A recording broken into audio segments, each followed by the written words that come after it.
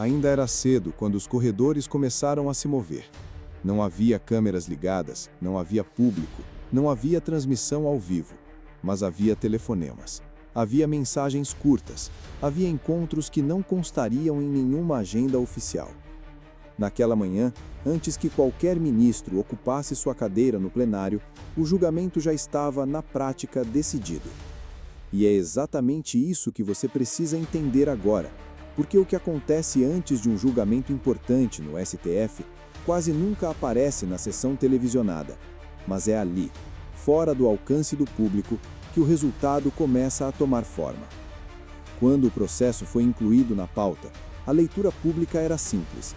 Um caso técnico, complexo, sensível, com impactos institucionais relevantes. Nada fora do comum para a corte.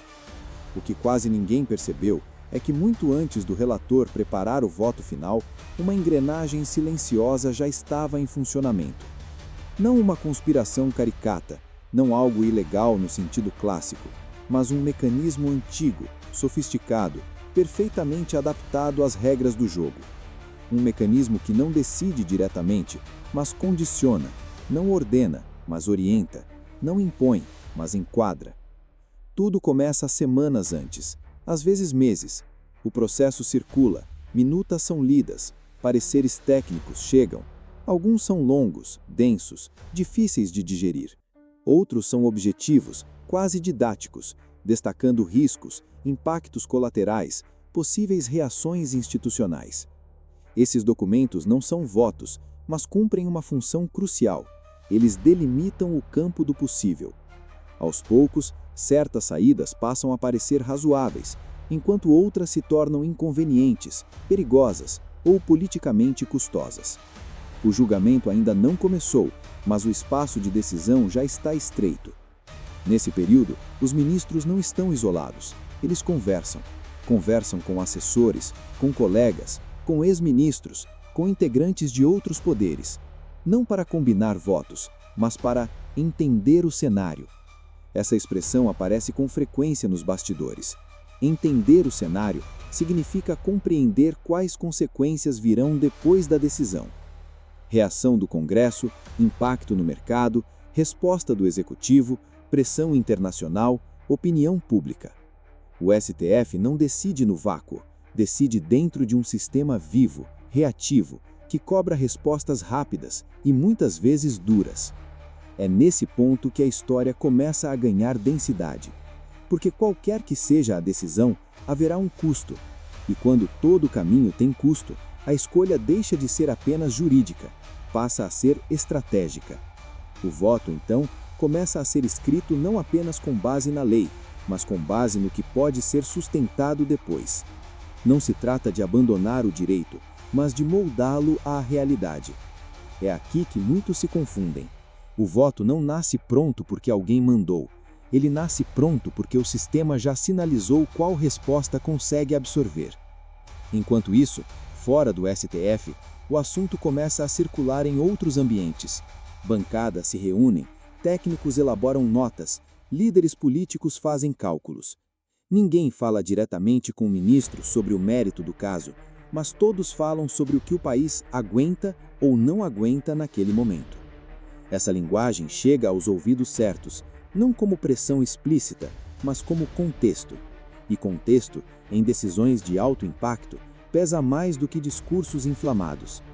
Dias antes do julgamento, algo curioso acontece. Jornalistas especializados começam a publicar análises muito semelhantes entre si.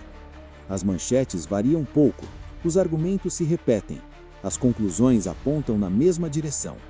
Isso não é coincidência, é o reflexo de informações que vazam de forma controlada, quase natural.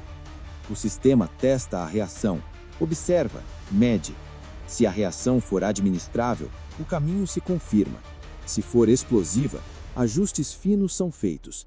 Nada muda radicalmente, mas o tom, a fundamentação, a forma de apresentação podem ser calibradas.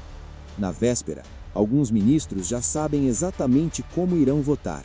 Outros ainda mantêm uma margem de dúvida, mas não sobre o resultado final.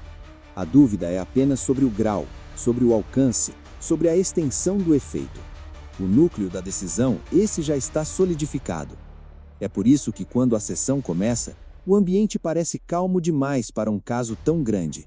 Não há tensão real, há formalidade. O roteiro está em andamento. Quando o relator começa a ler o voto, muitos já ouviram versões preliminares daquele texto. Não oficialmente, claro, mas ideias circulam, argumentos são conhecidos, a surpresa é mínima. Cada parágrafo confirma expectativas. Quando chega o momento do segundo voto, a engrenagem se torna visível para quem sabe observar. Não há ruptura, há alinhamento com pequenas variações retóricas. A divergência, quando existe, é controlada, quase estética. Serve mais para registrar uma posição do que para alterar o destino do julgamento. O público assiste acreditando que ali está o centro da decisão, mas o centro já passou. O que se vê é a encenação institucional de algo que foi construído com antecedência. Não por má fé, mas por necessidade sistêmica. Um tribunal constitucional não pode se comportar como um corpo isolado. Ele precisa preservar estabilidade. E estabilidade, muitas vezes, significa previsibilidade.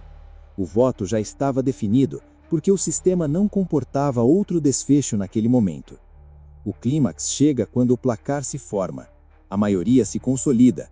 Os votos finais apenas confirmam o que já estava desenhado. Nas redes sociais, a reação explode. Uns comemoram, outros se indignam. Poucos percebem que a decisão não nasceu ali. Ela apenas foi revelada ali. A verdadeira história ficou antes, nos bastidores, nos silêncios, nas conversas que nunca serão registradas em ata. E é aqui que entra a pergunta que realmente importa. Se o voto já estava definido antes do julgamento, onde termina o direito e onde começa a política? Essa fronteira não é clara, nunca foi. O STF opera exatamente nesse limite. E talvez o maior erro seja imaginar que decisões dessa magnitude poderiam ser puramente técnicas, desconectadas da realidade. O tribunal não age como um oráculo, age como um órgão inserido no coração do Estado. Entender isso muda completamente a forma como você assiste a um julgamento. Você deixa de buscar o momento exato da virada e passa a observar o processo como um todo. Quem falou antes? Quem se manifestou? Quais alertas foram dados? Quais consequências foram mencionadas com mais frequência? É nesse campo que a decisão nasce. O plenário apenas carimba. Nada disso significa que tudo é combinado, que não há divergência real, ou que a lei é irrelevante. Significa apenas que em julgamentos estruturais, o STF decide com consciência do impacto. E essa consciência molda o voto desde o início. O resultado não é imposto, mas construído, e quando chega ao público, já percorreu um caminho longo demais para ser revertido. Se você chegou até aqui, é porque entendeu que o poder raramente se manifesta de forma explícita. Ele age nos detalhes, nos bastidores, no que acontece antes. É exatamente isso que o Dentro do Estado se propõe a mostrar. Se esse tipo de análise faz sentido para você, deixe seu comentário dizendo o que mais te surpreendeu nessa história. Inscreva-se no canal para continuar acompanhando o que acontece onde as decisões realmente nascem. E deixe seu like. Isso ajuda o conteúdo a alcançar mais pessoas que querem entender e não apenas reagir. Porque enquanto a maioria assiste ao julgamento, poucos percebem que o Estado já decidiu muito antes.